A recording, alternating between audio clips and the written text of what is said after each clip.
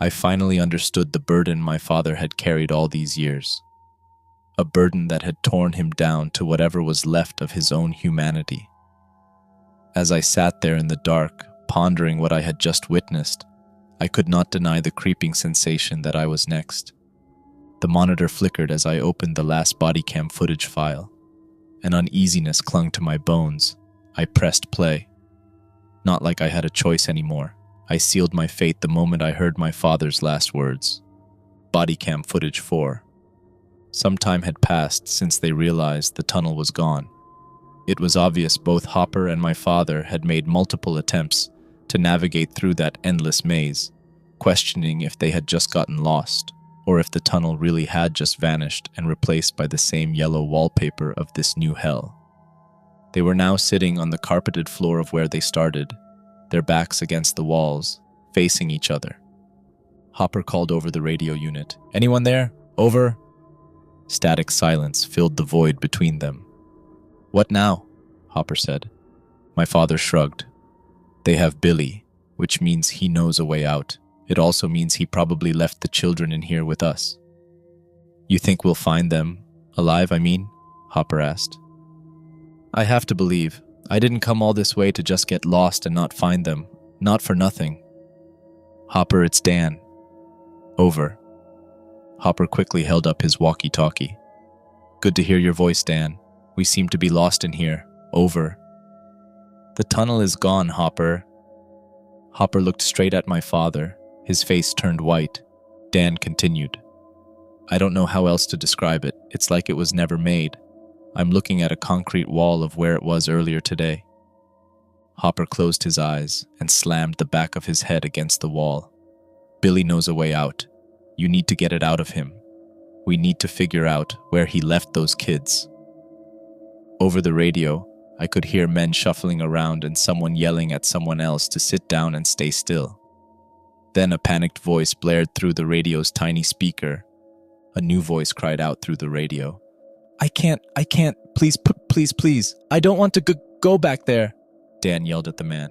"How did you get out? Where are the goddamn children? Answer me, damn it, Billy," Billy Costigan cried. "It was the only way. I'm sorry, I just wanted to get out. I wanted to live. Please." Jim told Hopper to give him the radio. Hopper tossed it to him. "Dan, it's Detective Simmons. Keep Billy on the radio." "Roger that. He's all yours, Detective," Dan said. "Please," Billy cried out. "Billy, you listen to me and you listen good. We're stuck in here, in this place you found. You need to tell me what you've done with the children and how we can get out." "It won't. Listen, if you don't, we'll put you away for good. I don't care what it takes. I'll pin all those missing children on you. You'll be begging me to not put you in prison. You know what prisoners like to do with guys who mess with children, don't you, Billy?" Billy whimpered over the radio. "Everyone's going to know your name." Silence filled the airways. My father continued. "But if you work with me, if you just tell me what we need to know, I'll make sure you're safe." The other end was silent with some static humming. "Billy?" Billy stuttered as he spoke. "It told me to do it. I was in there for weeks, maybe even months," Billy whimpered. "It said I could go only if I bring them down here."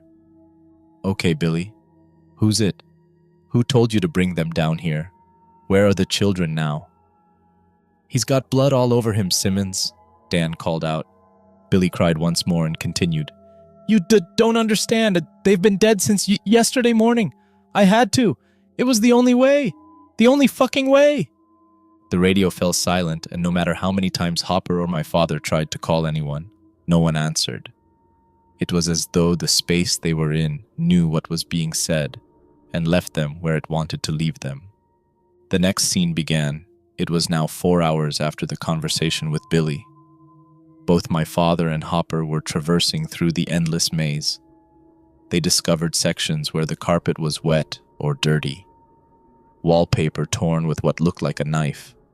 Then, when Jim was about to cut the feed to save battery life once more, they stumbled upon a single closed door, painted in bright white. They stood in front of it for what felt like ages, neither of them saying a single word to each other. The door was too tall. The knob had to have been at least 7 feet off the carpeted floor. There was enough height for what I could only imagine some sort of giant needed in order to walk in and out of.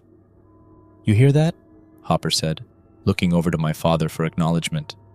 He was closest to the door. I leaned in and turned the volume up. Voices, lots of voices. None of them sounded like children, though. Laughing, talking, yelling, all of them sounded cheerful. It sounded like a busy restaurant or a large gathering. Sounds of glassware and tables and chairs being moved around on the other side. My father moved forward, and on his tiptoes, he managed to turn the doorknob and push the creaking door forward. The voices instantly stopped. Hopper and Jim stood in the doorway, facing only the pitch-black darkness ahead. Hopper reached for his belt and pulled out a metal flashlight. As he clicked it on, I myself heard something heavy move in the kitchen of the apartment I was in. I quickly paused the video and got out of my chair. With my heart pounding incredibly fast against my chest, I felt like a heart attack was imminent.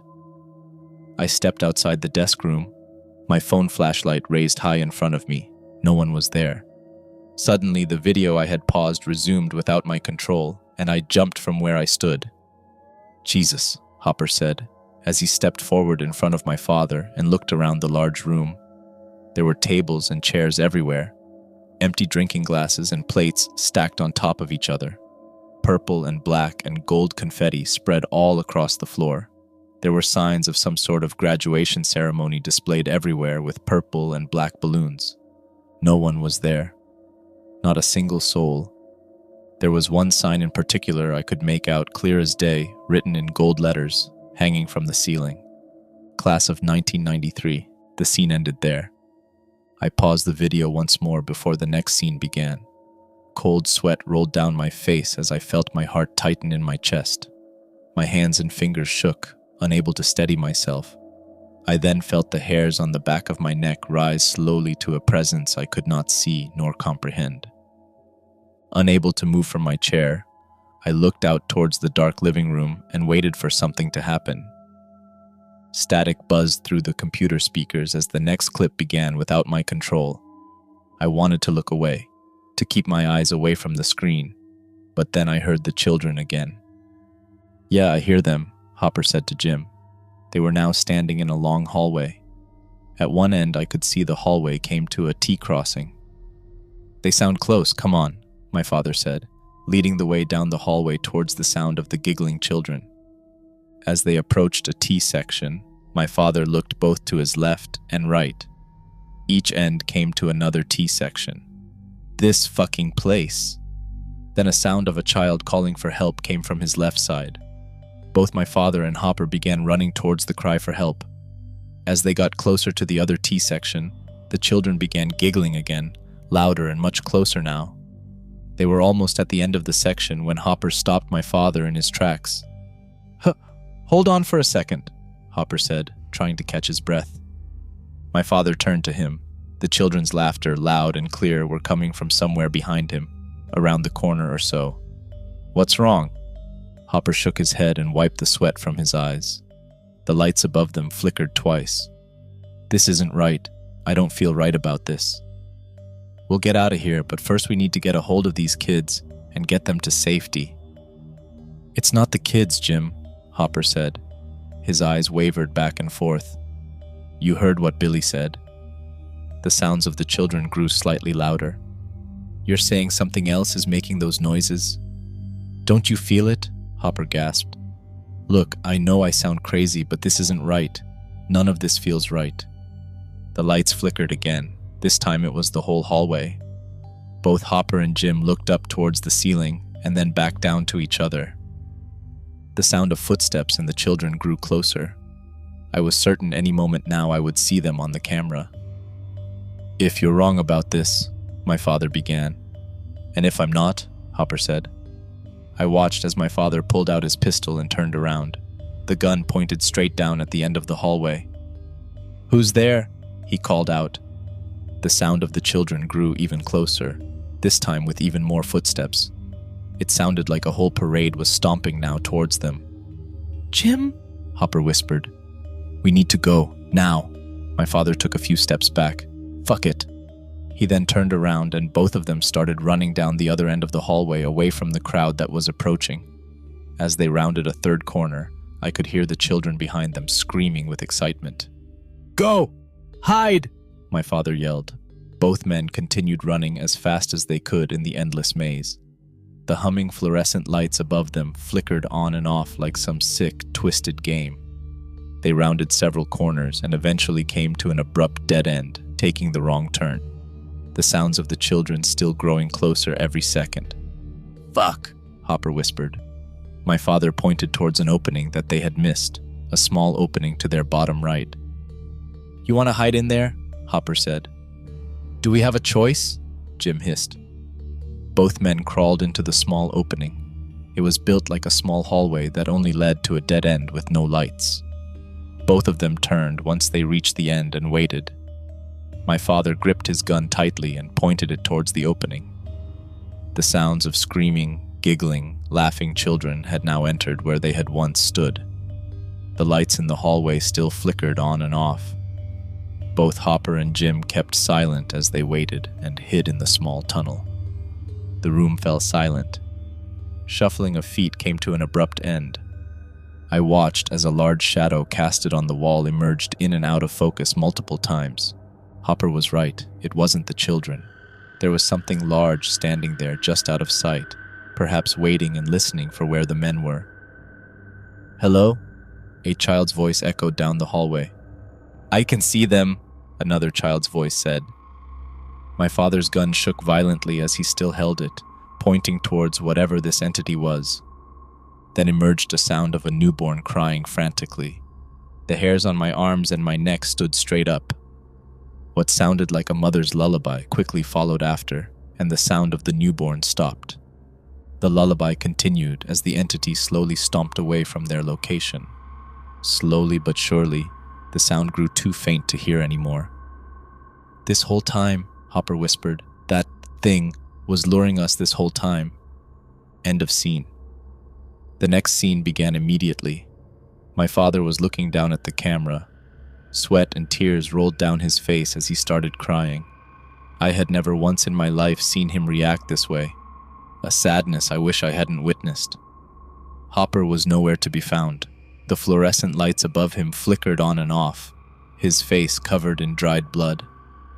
"I'm sorry," my father said, wiping away the tears from his face. I looked over at the top right of the screen, and a heaviness filled my chest as I sat there frozen in my seat. This scene was recorded 5 weeks later after the tunnel incident. How long had my father been down there all alone? How did he survive with no food or water? My father continued. "I had to do it. It was the only way. I'm not strong enough for this. Not anymore. I had to leave him there, in the dark." A child's giggle emerged somewhere from off camera. He then quickly looked up towards something out of sight from the camera, as if something had entered the room with him. My father then quickly got up from the floor and turned the camera towards what looked like a ladder bolted at both the bottom and top. In the ceiling lay a wooden hatch. "Do you see it?" he said as he pointed the camera towards the hatch. "It's his turn now. I'm sorry, you shouldn't have come." My father then began climbing up the ladder. The fluorescent light next to his head buzzed louder. He laid his hand on the wooden hatch and pushed with what little strength he had left. Dust particles fell down onto the camera lens and his face as he pushed it open and crawled into a new dark space. "I'm sorry," he said one last time as he shut the hatch from where he came. There he stood in a dark room, the camera pointed at the wooden floor. "It was always meant to be you." He then pointed the camera towards what looked like his very own desk room in the dark. He was now back inside the very apartment I was sitting in. I felt my face grow pale as the camera focused on what was sitting in his desk room. The camera showed my body looking down at the monitor with the same fear my father had in the hospital. End of body cam footage 4. I quickly got out of the chair and pointed my phone light towards where he was supposed to be just now filming me. I felt sick to my stomach as I realized no one was actually there. How the hell was this possible? How could he have recorded me from 2010? I stepped outside of the desk room, my hands and legs shaking as I carefully walked towards the kitchen, something shifted beneath my feet. I pointed the flashlight down towards the kitchen floor, and there I saw the wooden hatch my father had used. As I stood there, unable to move my own body, I heard the mother's lullaby coming from the other side of the hatch. Everything has led to this. Even now I feel it pulling me in. The space beneath us is real.